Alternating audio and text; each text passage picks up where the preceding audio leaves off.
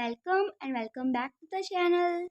आज की इस वीडियो में हम नोट्स जो करेंगे स्टडी वो होंगे सैम्पलिंग के बारे में। Sampling and it's distribution. Sampling जो टर्म है ये एक रिसर्च का पार्ट है।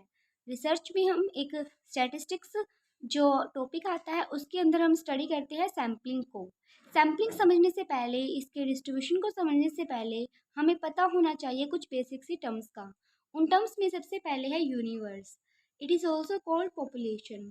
इन दोनों का मतलब क्या होता है? पॉपुलेशन से मतलब ये नहीं कि सिर्फ पीपल की या लोगों की हम गिनती करेंगे, नहीं। ये सिर्फ पीपल के अलावा उन सभी चीज़ों को भी काउंट करती है जिसके बारे में हमें स्टडी करनी है। यानी कि पॉपुलेशन का मतलब क्या होता है स्टैटिस्टिक्स में? वो सभी आइटम्स, उन सभी आइटम्स का टोटल, उन सभी आइटम्स का एग्रीगेट जिसके बारे में हमें इंफॉर्मेशन कलेक्ट करनी है, हमें रिसर्च करनी है जिस भी चीज़ के बारे में, उन सभी चीज़ों का एग्रीगेट। अब ये जो नंबर है, ये जो टोटल है, ये फाइनाइट नंबर में भी हो सकता है और इनफाइनाइट भी। यानी कि अगर वो काउंटेबल है, हम उसको गिन सकते हैं। For example 1, 10, 100, 1000, then it could be finite. Okay.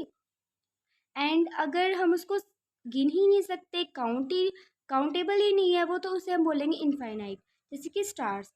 For example अगर हमें स्टडी करनी है स्टूडेंट्स के बारे में, 100 स्टूडेंट्स के बारे में अगर हमें स्टडी करनी है, तो ये जो 100 स्टूडेंट्स है टोटल, ये सारे हमारी क्या कहलाएंगी? पॉपुलेशन। अगर हमें स्टार्स के बारे में करनी है स्टडी, तो वो भी पॉपुलेशन कहलाएगी। फ़र्क क्या है? स्टूडेंट्स को हम गिन सकते हैं लेकिन स्टार्स को नहीं, क्योंकि वो इनफाइनाइट नंबर की होती हैं। सेकेंड जो टर्म है वो होती है हमारी सैम्पल। सैम्पल जो टर्म है ये हम जो पॉपुलेशन है उसमें से डिराइव करते हैं। सैम्पल का मतलब होता है कि हम पॉपुलेशन में से कुछ यूनिट्स को सिलेक्ट कर रहे हैं और फिर उनको स्टडी कर रहे हैं और फिर उनसे हम जो हमारे कंक्लूजन्स है उसको ड्रॉ करेंगे। यानी कि हम कुछ ऐसी यूनिट्स को सिलेक्ट कर लेते हैं। फॉर एग्जांपल अगर हमें स्टूडेंट्स की ही स्टडी करनी है, 100 स्टूडेंट्स की स्टडी करनी है, उन 100 को ना करके हम सिर्फ उनमें से 10 स्टूडेंट्स को स्टडी कर रहे हैं। क्यों? क्योंकि हमें लगता है जो बात इन 10 स्टूडेंट्स में होएगी वही बात इन पूरे के पूरे 100 स्टूडेंट्स में होएगी। फॉर एग्जांपल अगर हमें कॉमर्स स्टूडेंट्स के बारे में स्टडी करनी है, किसी भी चीज़ के बारे में कि वो कौन सी बुक को प्रेफर करते हैं, तो इसके लिए अगर हम चाहें तो इन 100 में से नहीं बल्कि 10 स्टूडेंट्स को भी स्टडी कर सकते हैं और उनसे जो डेटा कलेक्ट करेंगे उससे हम रिजल्ट्स को ड्रॉ कर सकते हैं। यानी कि जो यूनिट्स हम सिलेक्ट करेंगे वो पूरी पॉपुलेशन को रिप्रेजेंट करती होनी चाहिए। यानी कि उसके अंदर वो सारी फीचर्स, वो सारे करेक्टरिस्टिक्स होनी चाहिए जो कि एक पॉपुलेशन के अंदर होती है। ठीक है। यानी कि सैंपल को हम बोल सकते हैं, सैंपल वो यूनिट्स है जो कि पॉपुलेशन को अच्छे से रिप्रेजेंट करती हैं। वो इन्हीं को दिखाती है। जैसे भी गुण पॉपुलेशन के अंदर होते हैं वही सारे गुण हमारे सैंपल के अंदर होते हैं। ठीक है। और रिसर्च करने के लिए जो हमें डेटा चाहिए, यानी कि जो स्टैटिस्टिकल डेटा हमें चाहिए, उसको कलेक्ट करने के दो मेथड्स मेन होते हैं, census method and sampling method. Census method में क्या होता है? जैसे कि नाम से पता चल रहा है, हमें पता है सेंसस क्या होता है। जैसे कि हर 10 सालों में पॉपुलेशन को गिना जाता है, ठीक है, लोगों को गिना जाता है। उसमें क्या होता है कि हर एक फैमिली के पास जाकर उनसे पूछा जाता है कि उनकी फैमिली में कितने मेंबर्स हैं। यानी कि हम पॉपुलेशन में हर लोगों के पास जा रहे हैं, जो भी हमारी पॉपुलेशन है उन सभी को हम इंक्लूड कर रहे हैं। ठीक है। इंफॉर्मेशन को कलेक्ट किया जाता है पॉपुलेशन की ईच एंड एवरी यूनिट से, जो भी प्रॉब्लम से रिलेटेड है। कि अगर हम जरूरी यहाँ पे सिर्फ सेंसस का एग्जांपल ले लेंगे, हमें किसी भी चीज़ से यही एग्जांपल लेते हैं कि हमें 100 स्टूडेंट्स को स्टडी करना है, एग्जामिन करना है कॉमर्स के स्टूडेंट्स को, तो अगर हम 10 से स्टडी ना करके पूरे के पूरे 100 स्टूडेंट्स से करते हैं स्टडी, तो ये हमारा सेंसस मेथड कहलाएगा। ठीक है। हम उनको स्टडी करेंगे और फिर हमारे जो रिजल्ट्स आएंगे हम उनको ड्रॉ करेंगे, जो भी हमने स्टडी करा इन 100 के 100 को। ठीक है। इस मेथड को कंप्लीट इनमरेशन मेथड भी बोलते हैं। क्यों बोलते हैं? क्योंकि इसमें हम कंप्लीट स्टडी कर रहे हैं, बिल्कुल डीप स्टडी इसके अंदर होती है। इसके अंदर सैंपल नहीं बनाया जाता। ठीक है। इसके अंदर सबको स्टडी किया जाता है। अगर सैंपल बनाया जाएगा तो वो हमारा होता है सैम्पलिंग मेथड। नाम से पता चल रहा है कि सैंपल के थ्रू हम स्टडी करते हैं। इंफॉर्मेशन को कलेक्ट किया जाता है सैंपल से, उन आइटम से जो कि हमने सैंपल में सिलेक्ट किए हैं। ठीक है। उनसे रिजल्ट्स को फिर ड्रॉ किया जाता है।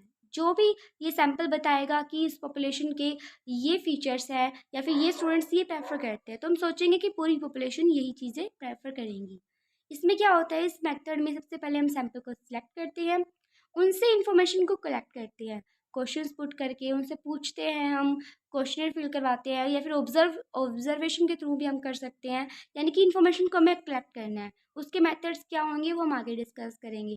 देन हम हमारे जो कंक्लूजन्स है उसको ड्रॉ करेंगे, जो भी हमारे रिजल्ट्स निकलेंगे हम उसको ड्रॉ करेंगे। ये जो होते हैं ये होते हैं स्टैटिस्टिकल डेटा को कलेक्ट करने के method. First one is census, second one is sampling. अब सैम्पलिंग मेथड है जो, इसके भी फर्दर कुछ पार्ट्स है। कौन कौन से? सैम्पलिंग मेथड्स कौन से होते हैं? वही मेथड्स जो सैंपल को सिलेक्ट करने के लिए यूज़ किए जाते हैं, वो हमारे सैम्पलिंग मेथड कहलाते हैं। ठीक है, इसमें फर्स्ट क्या होता है? Probability sampling method. इस मेथड को रैंडम सैम्पलिंग मेथड भी बोलते हैं। सेकंड क्या है हमारा? नॉन प्रोबेबिलिटी सैम्पलिंग मेथड, इसे नॉन रैंडम बोलते हैं। ठीक है, रैंडम क्या होता है कि बाय चांस, हम बाय चांस कुछ भी सिलेक्ट कर रहे हैं। प्रोबेबिलिटी है कि हर एक यूनिट्स को इक्वल चांस दिया जाएगा कि वो भी पॉपुलेशन में, सैंपल में हमारे सिलेक्ट हो सकती हैं। ठीक है, प्रोबेबिलिटी में क्या होता है? इक्वल चांसेस दिया जाता है, ये बिल्कुल फेयर होती है, कोई किसी भी तरह की बायसनेस इसमें नहीं होती है। नॉन प्रोबेबिलिटी में क्या होता है कि पर्सन अपनी थिंकिंग के अकॉर्डिंग, अपने परसेप्शन के अकॉर्डिंग करता है, रैंडम बेसिस पर इसमें नहीं होता है। इसमें सब कुछ प्री प्लान होता है, इसमें बाई चांस होता है। इसके कुछ अलग अलग, इसके अंदर भी कुछ मेथड्स होते हैं, 5 होते हैं total. Simple random sampling, second one is stratified, third one is systematic random, and fourth one is multi stage random sampling, and the last one is cluster sampling. ये जो 5 मेथड्स हैं ये रैंडम सैम्पलिंग को बताएंगे, probability sampling को बताएंगे।